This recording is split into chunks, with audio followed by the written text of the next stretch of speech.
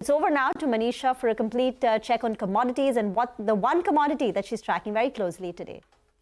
Well, thank you for that. I'm looking at metals as a space. You know, if you look at this year, we started on a stronger note with markets anticipating that the Chinese data is coming in strong, and you could be looking at demand improving. But the last few sessions, we've seen prices pull down strongly. And currently, we are looking at very strong arbitrage opportunities. And that is because many of the metal prices are strong in the US and have seen a decline on London Metal Exchange and various Asian countries as well. The reason that you have seen the prices run up in US is because there's a lot of stocking happening, even hoarding for that matter, ahead of the expected tariffs coming in. So US has threatened to impose tariffs on copper, aluminum and steel imports. And we've seen prices of all of these commodities and metals gain up in the US markets there. So higher domestic production is what the US is talking about within the country. This will mean higher manufacturing cost for the US consumers there. But this would also mean global demand continue to dampen on the lower side. And that's exactly what we've seen in prices. So the US metal prices are higher, but the rest of the world is looking at weaker prices. The expectation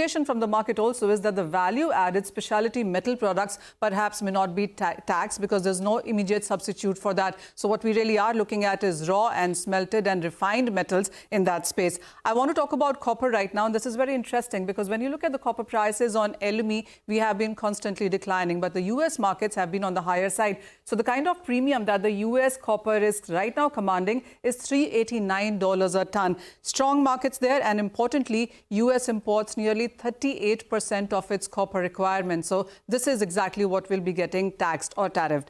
Talk about aluminum, and nearly 82% of its annual consumption in sense of aluminum is what US imports. And this majorly comes in from Canada and Mexico, more from Canada rather than Mexico. And that would mean that if tariffs come in, then we are looking at higher prices here as well. So like copper for aluminum as well, when you look at the US premium, it's trading at $530 a ton. This also covers, by the way, taxes and logistics as well.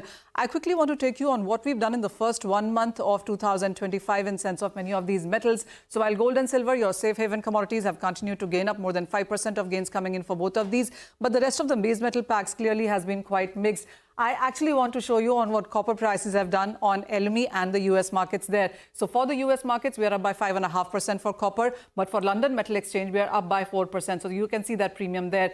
For aluminum prices, it has been quite flat, and zinc, which gained up by 14% last year, is down 8% already. The market's clearly waiting out for guidance that the US Fed meeting will bring in tomorrow. Okay, all right. Manisha, thank you very much for that. Commodities there in focus. Well,